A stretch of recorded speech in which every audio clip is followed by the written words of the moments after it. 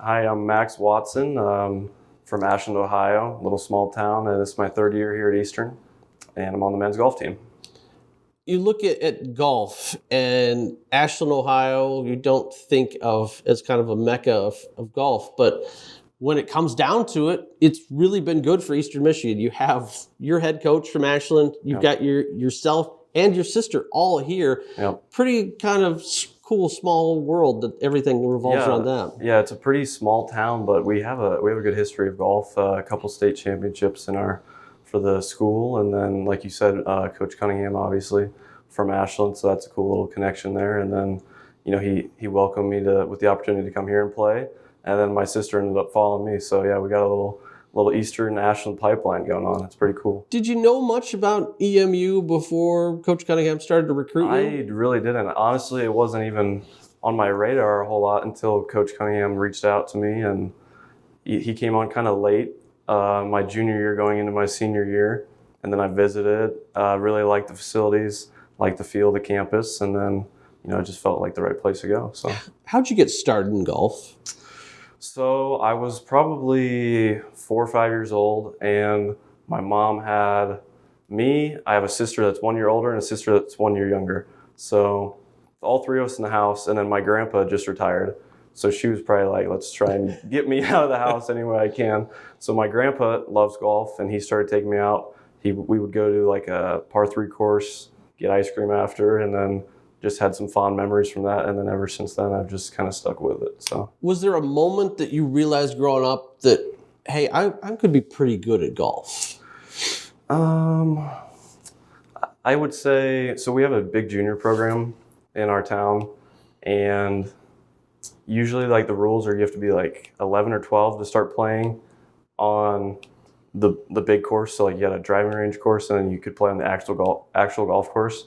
And I think I was maybe like 7 or 8 when they started letting me play on there. So I was kind of, my young mind, I was kind of like, I looks like I'm a little bit better than some of these people here, so maybe I got something going. So then I would say that is, yeah.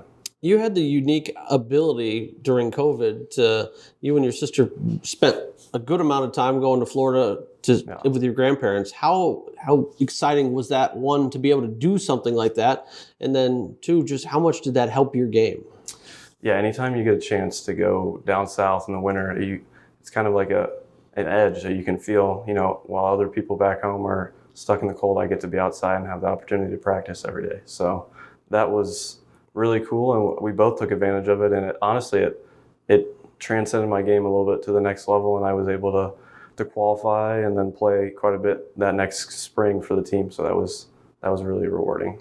One of the things you did over the summer was win the Ohio Amateur. Yes, sir. What was that experience like, and everything that goes along with it? Because I mean, you're playing against people of all ages and ranges. Yeah, that was so far it was probably the highlight of my golf career. I mean, it's a really prestigious event. I mean, you got names like Arnold Palmer, Jason Kokrak, a lot of good names on there. And yeah, it was 4 days, which in college golf it's usually 54 holes. 72 holes is another animal. And then I stayed patient all week. I was confident, and just really stuck to my own game. I wasn't. Sometimes in those big events, there's a lot of variables, a lot of people watching, and it's easy to get distracted by that. But I was really locked in that week, and it was something special for sure. How different is it over a 2-day, 3-day, or even a 4-round tournament like that to keep that energy level up and the consistency? I mean, because you start to wear down after more You rounds. do, yeah.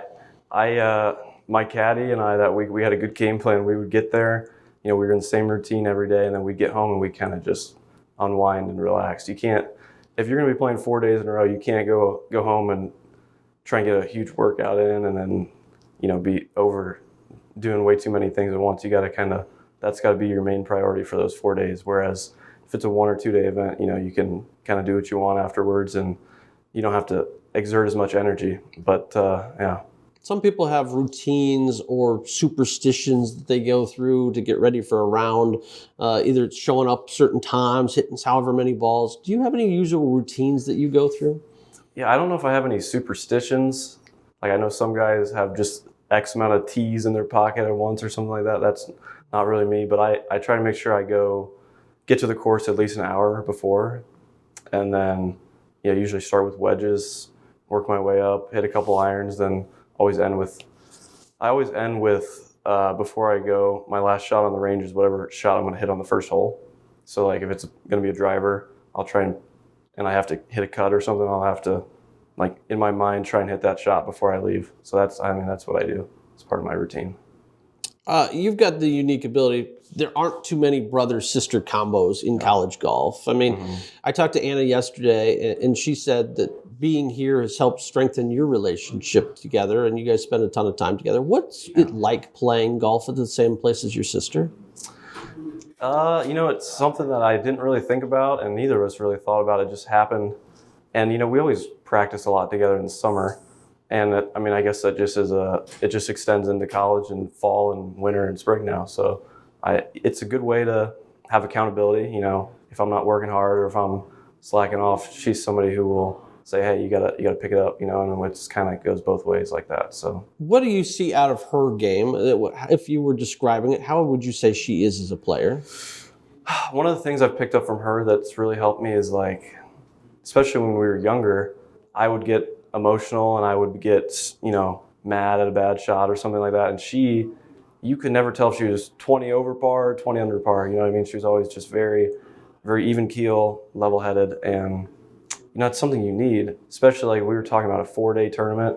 If you're going to be super emotional, it's going to weigh down on you over 4 days. You got to have the same energy levels, stay calm. And she's done that. And I've kind of picked up on that a little bit from her. Last year at the MAC Championship, Tyler struggles first round and has to dip out, and you get inserted in. Yep. How difficult was a situation for that you? I saw you warming up on the range, getting ready, but to all of a sudden you're thrown into the MAC Championship race. Yeah, obviously, in the back of my head, I got to be ready. But I started the day watching the guys, rooting them on. So, it was my hope that they were all going to be playing well. And then, I got the call from coach. I had about 20, 30 minutes to warm up and just you got to trust the practice and the process and all the good hard work that you've put in. So, I could have viewed it as, scary or whatever, but I just trusted my preparation and just went out and played my best. That was all I could do, just try and get a score for the team. So. The 3 seniors at the top, and then you add Blaze into the mix now. So you got 4 seniors. What have you learned the most from them?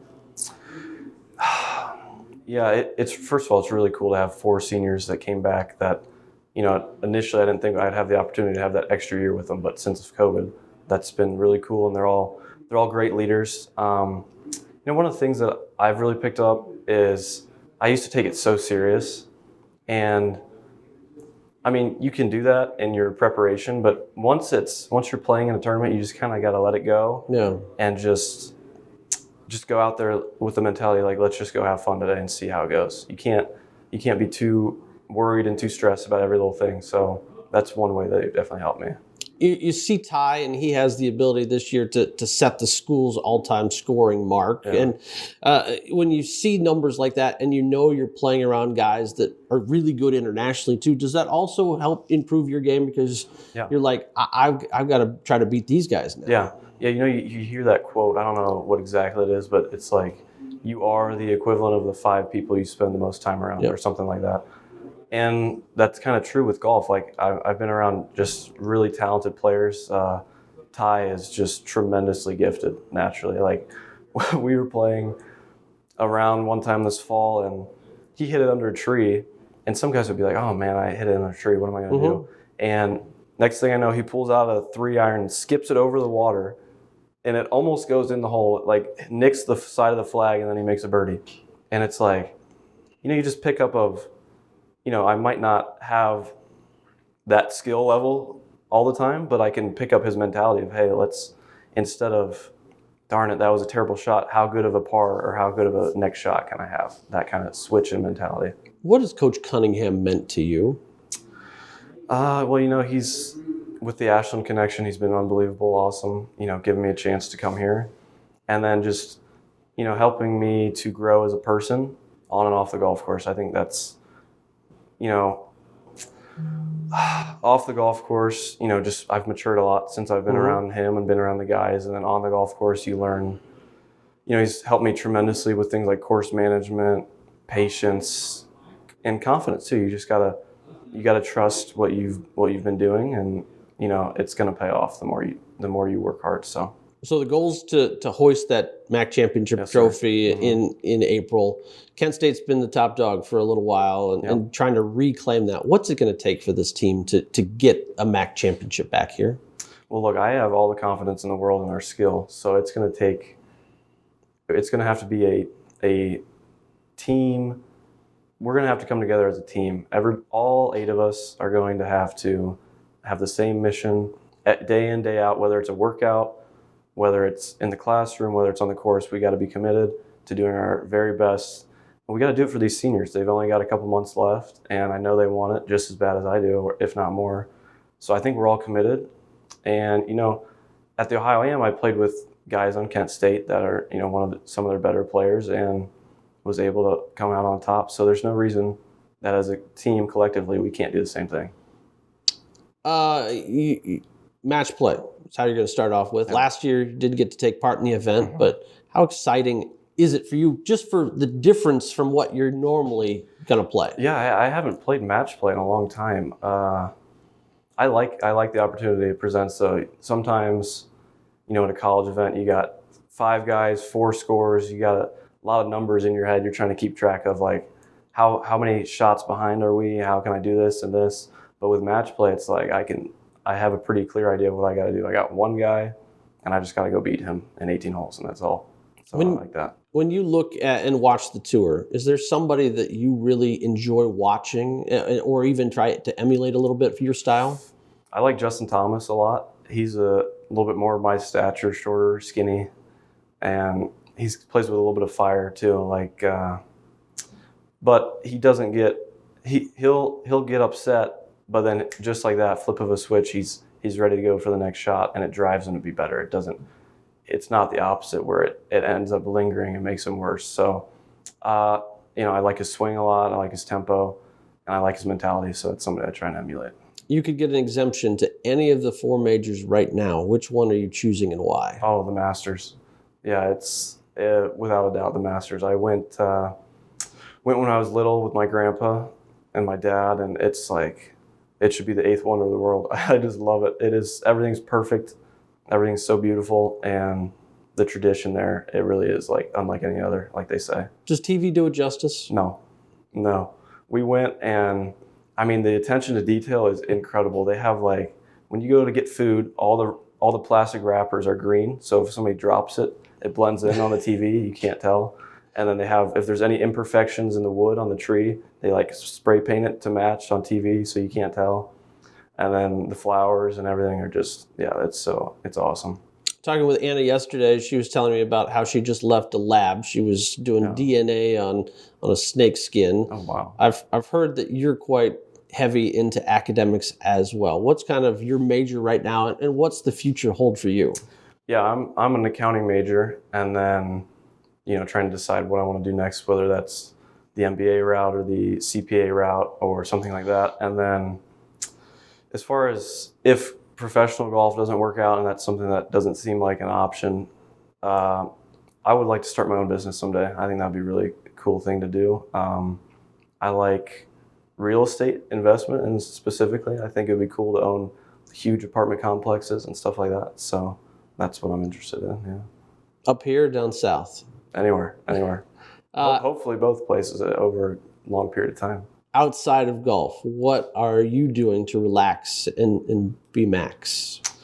Well, right now, if you looked at my every day, you'd be saying he's doing a lot of homework to relax. But no, I like football a lot. I'm a big football guy. Ohio State college football, which I know is not very popular here. And then I'm a Cleveland Browns fan, which that was a tough year for us this year. But watching the NFL playoffs right now. Are we